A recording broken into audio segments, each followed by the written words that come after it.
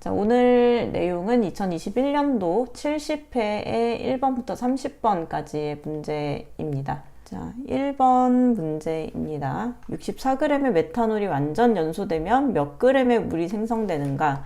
자, 이 문제를 풀어보려면 일단 문제를 읽었을 때 이 안에서 어떤 화학 반응이 있는지 없는지를 잘 구분을 해 보아야 합니다. 화학 반응이 있는 경우는 화학 반응이 있다는 것은 연소한다, 아니면 물과 반응해서 어떤 기체를 생성한다, 분해한다 라는 말이 나오면 화학 반응이 있는 것이라고 보시면 되겠고, 화학 반응이 없는 것은 액체가 기화되었다, 기체로 변하였다, 어떤 물질이 모두 기체가 되었을 때의 전체 부피는 얼마인가, 이런 식으로 어떤 반응에 대한 얘기는 없고 기체로 변했다라는 얘기만 있으면 반응이 없는 상황이라고 보시면 되겠습니다. 자, 지금 이 문제에서는 메탄올이 완전 연소되면이라는 연소라는 단어가 나왔어요. 그러면 메탄올, 우리가 알고 있는 CH3OH의 연소니까 O2랑 만나서 생성되는 CO2 그리고 H2O 이렇게 써주신 다음에 미정계수법을 통해서 왼쪽과 오른쪽의 계수, 그러니까 원소의 개수가 똑같아지도록 이 앞에 숫자들을 구해주시면 됩니다. 이걸 구하는 방식은 이제 이론 부분에 있으니까 한번 잘 다시 확인해 보시고요. 자, 개수는 2, 5, 4, 4가 되고 이 안에서 우리가 구해야 하는 것은 몇 g의 물이 생성되는가 이지만, 일단은 PV는 M분의 WRT에서 자, V는 PM분의 WRT로 해서 여기에서 이제 환산하는 방식을 쓸 거예요. 자, 구하는 것은 W, g이지만, 질량이지만 일단은 화학 반응이 부피의 비율로 일어나기 때문에 V에 대한 내용을 먼저 구해보도록 하겠습니다. 자, 이상이지 상태방정식에 대입을 하려면 PMWRT에 대한 값을 각각 대입을 해줘야 되겠죠. 자, P는 1atm이에요. 왜 1atm이냐면 아무런 조건이 없을 때 우리는 이 상황이 표준 상태 0도씨 1기압으로 가정하기 때문에 1atm이라고 씁니다. 자, 그 다음에 M은 분자량을 뜻하는데 문제에 나온 물질의 분자량을 써주시면 됩니다. 분자량을 구하기 위해선 분자식을 알아야겠죠. 그래서 분자식에 이 각각의 원자량의 합을 식으로 나타내서 다 더하면 32g/몰이 된다라고 쓰시면 되겠고요. W는 문제에 나온 물질의 질량. 자, 이 메탄올이라는 글자를 가지고 분자량을 구하는 거고, 앞에 있는 이 g은 분자량을 뜻하는 것이 아니라 이 메탄올의 전체 질량을 뜻하는 것이기 때문에 W에 64g이라고 써주시면 되겠습니다. 자, R은 0.082 atm/l/mol.k 이렇게 써주시고, T는 0도씨이기 때문에 273을 더해서 273켈빈으로 바꿔줍니다. 자, 그러면 V는 1 곱하기 32분의 64 0.082 곱하기 273이 되겠고, 자, 여기에 있는 이 숫자들이 지금 이 PM분의 WRT의 각각의 항목을 대입한 상황입니다. 자, 그러면 이게 무슨 뜻이 되냐 하면 메탄올이 전체 증발했을 때 이 정도의 부피가 된다는 뜻이에요. 자, 지금 여기에 있는 이 값은, 지금 여기에 대입한 값은 메탄올 CH3OH에 대한 상황입니다. 근데 우리가 알고 싶은 거는 메탄올이 몇 g인지가 아니라 물이 몇 g인지를 알고 싶은 거죠. 그래서 이 메탄올에 대한 값을 CH3OH에 대한 값을 H2O로 치환해주기 위해서, 환산해주기 위해서 이 분모에 문제에 주어진 조건의 물질을 쓰고, 분자에 우리가 구하고 싶은 물질의 그 항목을 대입을 해줍니다. 자, 그래서 CH3OH에 대한 내용을 바꿔서 H2O로 환산하겠다는 뜻이고요. 이 앞에 들어갈 숫자는 위쪽에서 구했던 개수가 들어가게 됩니다. 자, 이 미정계수법을 한 화학 반응식의 뜻 자체가 두 개의 메탄올이 산소와 반응했을 때 4개의 물을 생성한다라는 뜻이기 때문에 이런 비율로 반응하고 있다는 것을 나타내주는 식이에요. 그렇기 때문에 우리가 밑에 계산식에서도 2개의 CH3OH가 반응하면 4개의 물이 생성된다라고 환산할 수 있겠습니다. 자, 근데 이 상태로 끝나면 이거는 이제 전체 부피가 나오는 값이에요. 여기에 한 번 더 계산을 해줘야 되는데, 왜냐하면 지금 우리가 구해야 하는 것은 부피, 리터가 아니라 W이기 때문입니다. 문제에서 어떤 반응을 통해서 이제 생성된 또는 반응을 통해서 필요한 질량을 구하는 식이 된다 라면은 이제 무조건 22.4분의 분자량을 해주시면 됩니다. 자, 이때 여기에 들어갈 분자량은 바로 왼쪽 분자에 있는 이 물질에 대한 분자량을 써주시면 되는데요. 자, H2O의 분자량 1 곱하기 2 플러스 16이 됩니다. 자, 그래서 이렇게 계산을 해 주시면 전체 값이 71.955라서 이제 반올림을 했을 때 대략 72의 값이 나온다는 것을 확인하실 수 있을 거예요. 자, 여기에 이제 이상기체 상태방정식 이후에 계수 비를 하는 것까지는 많이 익숙하신 방법일 텐데, 이 다음에 질량을 구하기 위해서 22.4분의 분자량을 해준다는 게 생소하실 수 있습니다. 자, 이것은 물질 한 분자가 일정한 분자량을 가지기 때문에 이런 식을 하는 건데요.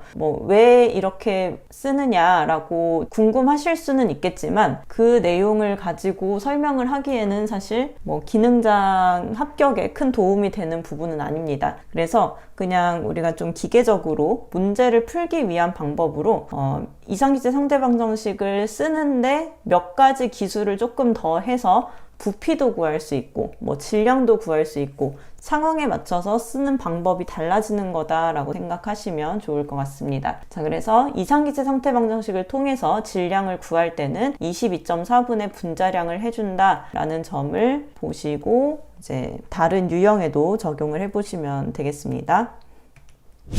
자, 2번입니다. 금속 원소 중에 이온화 에너지가 가장 큰 것은, 자, 이 이온화 에너지라는 것은 이제 중성 상태인 원자에서 가장 바깥에 있는 전자 하나를 떼어낼 때 필요한 에너지가 이온화 에너지입니다. 자, 근데 주기율표 상에서 리튬, 나트륨, 칼륨, 루비디움 이런 식으로 원소가 배치되어 있는데, 자, 1족의 원소는 공통적으로 가장 바깥에 있는 전자가 1개라는 특징이 있어요. 자, 1개인데 근데 전자를 1개만 가진 게 아니죠. 자, 리튬은 전자 3개 중에 1개, 나트륨은 전자 11개 중에 제일 바깥에 1개가 있는 거고, 칼륨은 전자 19개 중에 1개가 제일 바깥에 있는 상황입니다.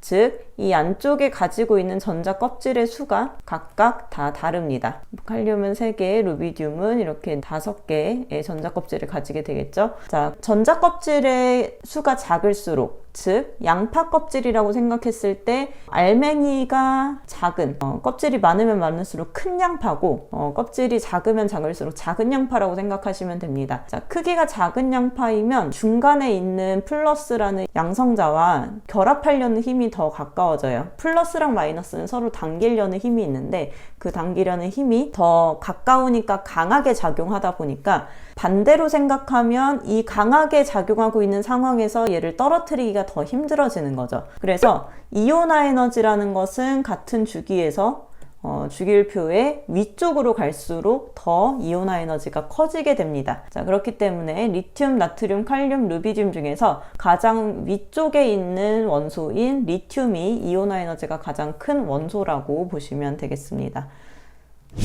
3번입니다. 황화수소의 가스의 밀도는 27도씨 2기압에서 약 얼마인가? 자, 여기 문제의 단위를 보시면 그램도 나오고 리터도 나오고 온도 나오고 압력 나왔어요. 이 단위들의 기호를 한번 살펴보게 되면 질량은 W를 표시를 하는 것 같고, 부피를 나타내는 기호는 V가 있었던 것 같고, 온도는 T, 압력은 P가 있습니다. 뭔가 PVWT가 보이니까 이게 PV는 M분의 WRT의 PVWT 이게 들어갔다고 지금 확인을 할 수가 있겠죠. 자, 그래서 이 이상기체 상태 방정식 PV는 n분의 WRT를 가지고 푸는 또 하나의 문제입니다.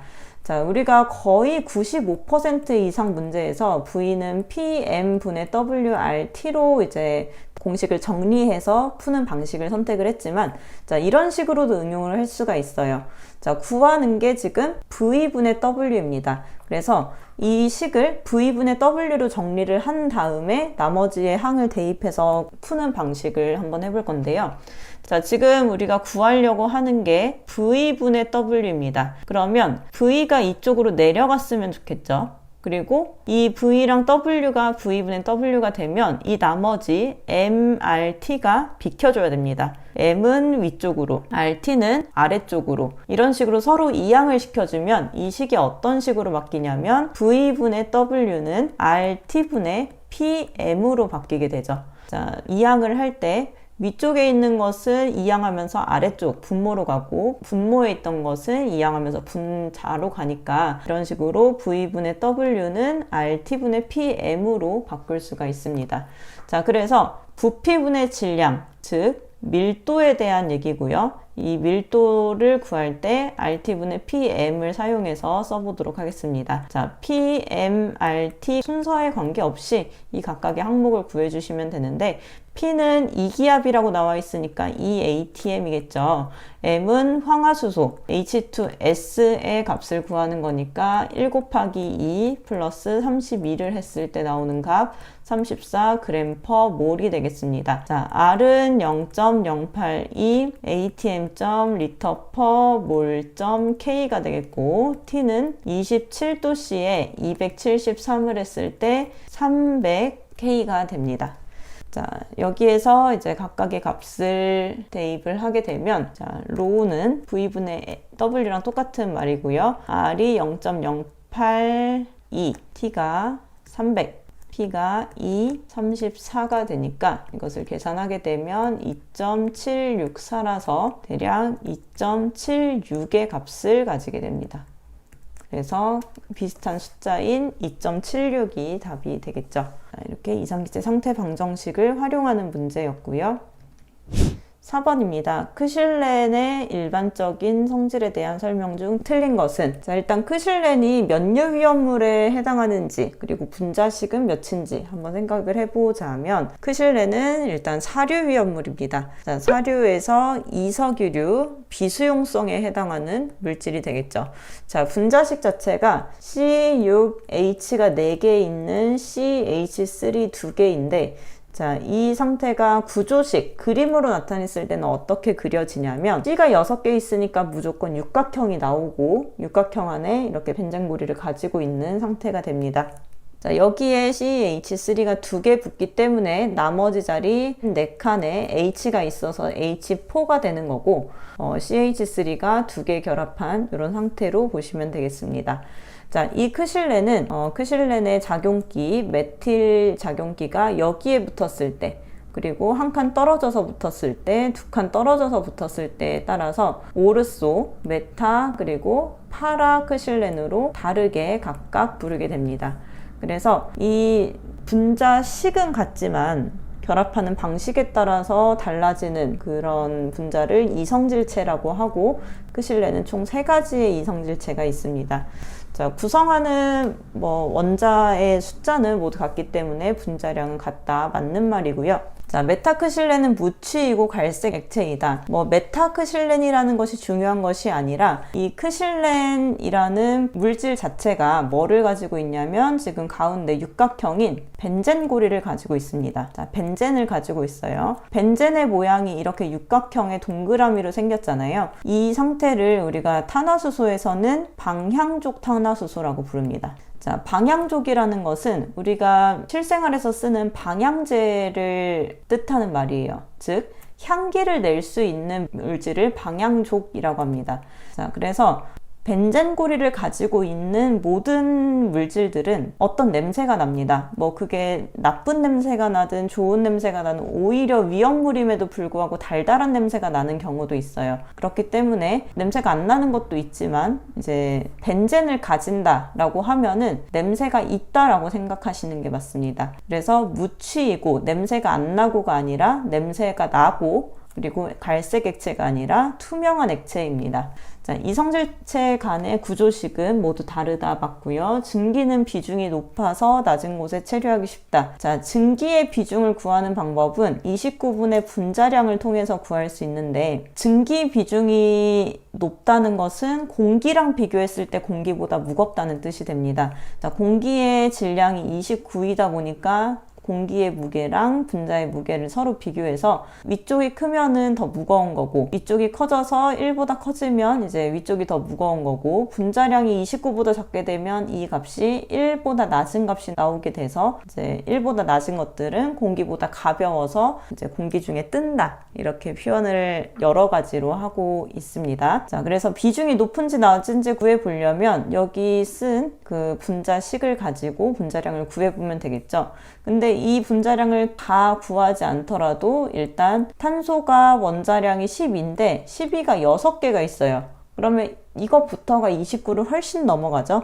그래서 무조건 이제 비중이 높은 물질이고 비중이 높다는 건 무겁다는 거니까 낮은 곳에 체류하기 쉽다 맞는 말입니다. 그래서 여러분이 헷갈리시면 안 되는 부분이 비중이 크다, 비중이 1보다 크다 라는 것은 물과 비교를 하는 거고 물과 비교하는 것은 계산을 할 수가 없습니다. 자, 이것은 물질의 고유한 특성이고 그 물질이 어떤 결합 구조를 가지는지 뭐 그 안에 비공유전자쌍이 있는지 그 안에 각도가 몇인지에 따라서 다 달라지는 거기 때문에 계산으로 구할 수 있는 부분이 아니에요. 근데 증기랑 비교하는 증기 비중은 공기랑 비교를 하는 겁니다. 얘는 계산이 가능합니다. 어떻게 계산할 수 있나요? 29분의 분자량을 통해서 계산을 할 수 있습니다. 그래서 증기 비중이라는 말이 나왔을 때 아, 이거 비중이라는 것은 뭐 다 외워야 되는 거 아니야? 라고 생각하시면 안 되고 그 비중은 그냥 증기가 없는 그냥 비중이고 증기 비중은 29분의 분자량으로 계산할 수 있는 값이니까 우리가 시험 보러 갈 때 모든 위험물의 그 분자 식을 알고 있잖아요. 그래서 증기 비중이 높은지 낮은지는 반드시 구할 수 있습니다. 그래서 시험 보시기 전까지 여러 번 연습하시기를 바라고요. 5번입니다. 이나칼슘의 일반적인 성질 중 옳은 것은? 자, 이나칼슘은 CA3P2라는 물질이죠. 물하고 반응했을 때 삼류위험물, 금수성 물질이니까 물과 격렬하게 반응을 해서 pH3 포스핀을 발생하는 물질입니다. 자, 물과 반응해서 독성의 가스 pH3 포스핀을 얘기하는 거고 포스핀은 독성 가스가 맞습니다. 자, 그 다음에 비중이 물보다 작다. 자, 비중에 대한 것은 물과 비교했을 때 물에 뜨는지 가라앉는지를 뜻하는 건데 일단 이나칼슘 자체가 삼류위험물이죠. 삼류위험물은 자연발화성 및 금수성 물질이라고 분류를 합니다. 자, 물질이라고 끝나는 삼류, 오류 이런 물질들은 그 위험물 표 안에 액체인 위험물도 있고 고체인 위험물도 있다는 뜻입니다. 그러면 삼류 중에서 뭐가 액체냐? 나트륨 액체일까요? 나트륨은 금속 재질인 단단한 물질입니다. 뭐 칼륨도 고체고요. 뭐 칼슘이나 알칼리 금속, 알칼리 토금속 뭐 이런 것들 다 고체입니다. 자, 액체에 해당하는 것은 알킬 리튬, 알킬 알루미늄 이 두 가지가 액체이고 나머지는 다 고체라고 보시면 됩니다. 자, 그래서 이나칼슘도 고체인데 고체 중에서 가벼운, 즉 정금속에 해당하는 것은 알칼리 금속에 해당하는 나트륨, 칼륨, 리튬 뭐 이런 1족, 2족 원소들이 경금속에 해당하고 이 경금속에 해당하지 않는 대부분의 금속 또는 고체들은 물에 가라앉는다고 보시면 됩니다. 그래서 1류의 산화성 고체 다 물에 가라앉고요. 2류의 가연성 고체도 다 물에 가라앉는 특징이 있습니다. 오히려 3류의 이런 알칼리 금속, 1족, 2족 원소인 이런 계열들이 특이하게 뜨는 거고 고체들은 다 이제 물에 가라앉는다 라고 보시면 되겠습니다. 그래서 나트륨, 칼륨, 리튬 이런 위험물을 설명할 때 물보다 가볍다, 물은 금속이라 칼로 자를 수 있다 이렇게 설명을 하죠. 자, 비중이 물보다 작다가 아니라 금속이기 때문에, 고체이기 때문에 물보다 무거운 큰 물질입니다. 자, 융점은 600도씨 정도이다. 폐흑색의 정육면체 고체상 결정이다. 좀 알기 쉽지 않은 그런 설명들이고요. 융점, 인화점 이런 온도가 구체적으로 나오게 되면 그것이 확실한 그런 답을 찾을 수 있는 힌트는 안 되기 때문에 일반적인 특징을 가지고 이런 물보다 큰지 작은지를 가지고 이제 답을 추측을 해야 합니다. 그래서 1번을 답을 고를 수 있겠습니다. 자, 다음 6번입니다. 35 중량 %의 HCl, 염산 용액이 있는데 이 용액의 밀도가 1.1427g/ml라면 이 용액의 HCl 몰 농도는 몇인가?